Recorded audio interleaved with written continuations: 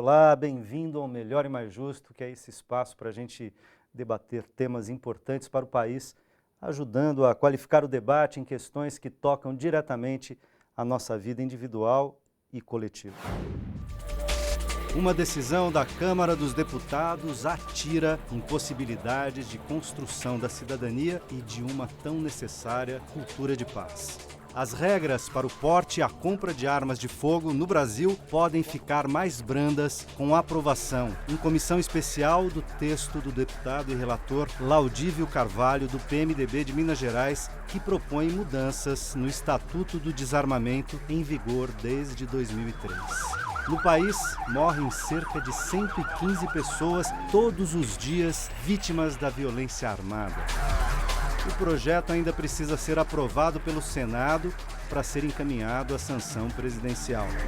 No alvo da discussão está o crescimento da mortalidade violenta e da criminalidade em um cenário marcado pela falta de eficiência de boa parte dos órgãos de segurança pública e pela crise dos sistemas judiciário e penitenciário. Esse é o debate que começa agora no Melhor e Mais Justo. Para falar sobre esse assunto, convidamos Antônio Funari Filho, que é presidente da Comissão Justiça e Paz de São Paulo, e André Augusto Bezerra, juiz, presidente do Conselho Executivo da Associação de Juízes para a Democracia. Bem-vindos. Dados do relatório do Mapa da Violência, que registra o número de assassinatos no Brasil entre 2004 e 2014, revelam que cerca de 160 mil mortes foram evitadas pelo Estatuto do Desarmamento. Se for assim, qual a argumentação para modificar a lei e facilitar que as pessoas se armem? André. Olá, obrigado pelo convite. A argumentação é a argumentação que tem pautado todos os debates nesse ano de 2015. Um ano que, no campo dos direitos humanos, tem que ser lembrado como um ano a se lamentar. Costumo brincar, ainda que seja algo muito sério, mas, ou melhor, comentar que parece que no dia 31 de dezembro de 2014 acordamos em 1º de janeiro de 1955 e não de 2015. Hoje a gente discute se o menor tem que ser encarcerado, se a mulher violentada tem que suportar uma gravidez indesejada e discutimos agora se o cidadão pode sair armado como se estivéssemos vivendo no faroeste. A argumentação, no final das contas, é a mesma. Para resolver o velho problema da violência no Brasil, temos que ter mais violência. Doutor Antônio, qual a sua avaliação e o seu diagnóstico sobre a questão do desarmamento, abrandar o Estatuto do Desarmamento e o contexto no qual esse tipo de proposta reaparece? Eu poderia, pura e simplesmente, concordar não é? Com a fala do doutor André. Quer dizer, ele, de fato, retratou. Mas eu acho importante o seguinte, que não existe lei que não seja passível de ser mudada, ser aperfeiçoada, etc. O Estatuto do Desarmamento também. Mas só que deveria ser no outro sentido. Eu acho que muita oposta, gente usa arma nesse país. A gente tem um exército de vigilantes, por exemplo, maior do que o contingente das polícias militares. A gente tem e maior do que o contingente do exército. Então, essa lei, na realidade, e mais, essas pessoas que têm direito ao uso da arma não cumprem nenhum dos requisitos mínimos que qualquer país, um país, por exemplo, que é muito armado, como é o Canadá, que é sempre usado como exemplo, para usar arma é necessário um exame muito sério, não é? Rigoroso, psicológico, etc. e tal. Eu fui ouvidor das polícias durante 4 anos, 2 mandatos. Então, eu percorri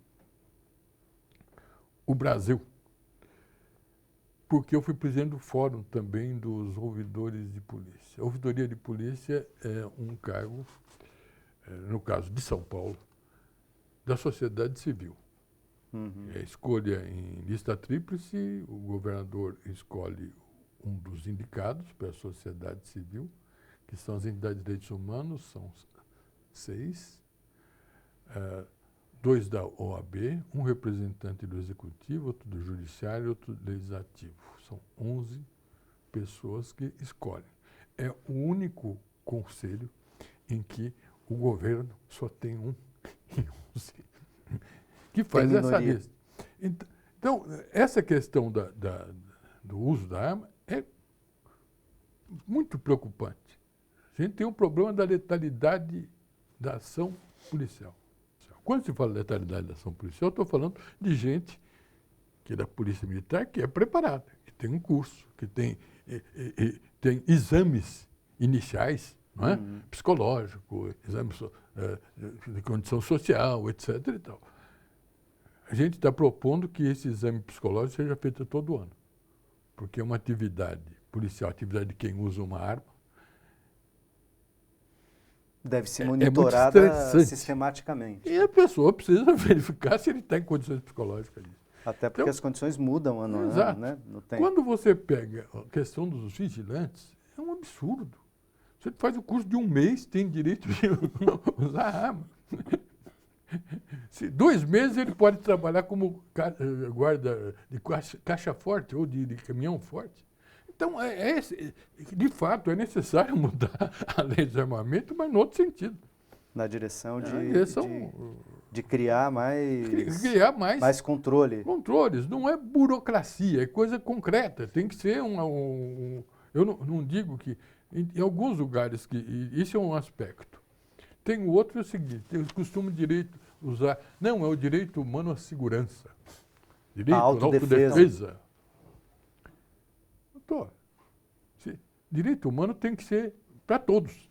Então você teria que todo mundo ter direito de usar arma, mas fazer como na Suíça. Na Suíça eles entregam uma arma com o sujeito completo 20 anos recebe um rifle. Mas todos têm. Só que é Suíça. Lá é outra coisa, é uma comunidade menor, um pouco mais equilibrada, etc. E também tem todos os exames necessários, etc., para que a pessoa... Todos os controles, Os controles. Então, esse argumento, eu fico muito aborrecido, fico indignado quando eles usam o problema do direito à autodefesa, direito humano, como se fosse uma violência contra o direito, se restringir o uso da... Agora, André... Aliás, só para pedir licença, isso me faz lembrar, isso sempre tem que ser lembrado, foi citado o exemplo do exterior, sempre se cita os Estados Unidos, olha os Estados Unidos, a grande potência do mundo. Então a gente tem que lembrar de onde vem esse direito de andar armado nos Estados Unidos, né? Isso vem de uma emenda constitucional, a emenda Constituição número 2, se eu não estou enganado, em que essa, de fato, ela permitiu o cidadão andar armado. Mas qual era o contexto? Olha, primeira coisa, século XVIII, né? Século XVIII. Os Estados Unidos era um país novo, em que havia um temor muito grande deles serem governados por tiranos, né? E esse tirano poderia ser um inimigo externo, inclusive a Inglaterra, né? A ex-metrópole que poderia retomar. Ora, falar em direito a andar armado como o direito de resistência, né? Que é esse outro fundamento, no século XXI, no século onde temos bombas atômicas há décadas e onde temos drones, parece uma piada de mau gosto, né? É um direito absolutamente anacrônico, tanto que é discutido seriamente hoje nos Estados Unidos, inclusive por iniciativa do presidente dos Estados Unidos, Obama. Embora com dificuldades, né? A sociedade com muita dificuldade. Americana resiste um pouco Sem dúvida. a diminuir, né? Ou seja, tornar mais rígida as leis que regulamentam o porte, a sociedade americana, ela resiste mudar a Constituição. É algo até mais profundo do que isso. Né? Ela resiste a mudar a Constituição. Tudo que diga a respeito à mudança de Constituição. Eles têm mais... Enfim, eu queria, para que o nosso público, inclusive, tivesse essa informação mais detidamente, mais detalhadamente, saber o seguinte: quais são as mudanças que estão sendo propostas ao Estatuto do Desarmamento, objetivamente? Primeira coisa é o porte. Né? O porte hoje, quase ninguém hoje, pelo Estatuto, pode sair armado. Ainda bem, eu tenho a garantia de que ninguém aqui está armado. Né? Que bom. Isso, pelo projeto, vai mudar. Hoje em dia, só quem trabalha com segurança pública ou privada, que já é um absurdo, pode andar armado. Né? Essa é a restrição. Que significa policiais, autoridades de segurança Sem pública, dúvida, das Forças Armadas. das né? Forças Armadas e agentes da segurança privada. Exatamente. O registro hoje tem que ser renovado a pessoa, melhor dizendo, a pessoa pode ter a posse da arma em casa, né? Atendendo a uma série de requisitos. Só que ela tem que renovar esse registro a cada 3 anos. Né? O projeto vai retirar isso. Ou seja, não precisa renovar o registro. Ou a cada 5 anos. Né? Existe essa discussão interna entre os defensores da mudança do Estatuto do Desarmamento. 5 anos ou para sempre é para pior, não tenha dúvida disso. Há uma outra questão também que é muito interessante, que é a munição. Cada pessoa hoje pode ter a posse, ou seja, em casa e no trabalho, de 6 armas. Pelo novo projeto, pode ter 9. Sendo que hoje você tem direito, caso tenha arma em casa, a 50 munições. Pelo projeto, a pessoa pode ter... 50 munições por ano? 50 Por ano, munições por ano. Pelo projeto, a pessoa vai ter direito a 600 munições. Então, vamos fazer um cálculo aqui. Ou seja, 50 por mês. Exato, é isso.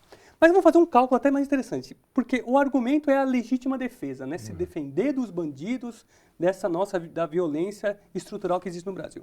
Vamos lá, então se a pessoa pode ter 9 armas e 600 munições, ela pode ter por ano 5.400 munições. Né? Ou seja, que legítima defesa é essa? Exato, mas tem uma mudança também importante, que é a questão de que hoje é vedada o porte de arma para quem tenha processo, um inquérito. Isso, Independentemente da razão. Isso está liberado na reforma. Então, uma pessoa processada, ou que responde inquérito, etc., passa a ter direito. Naturalmente, nos requisitos para tirar porte de arma, etc., continua, pelo menos na última versão que eu vi, a vedação para quem tenha cometido, ou esteja respondendo o processo de crime de morte, de homicídio.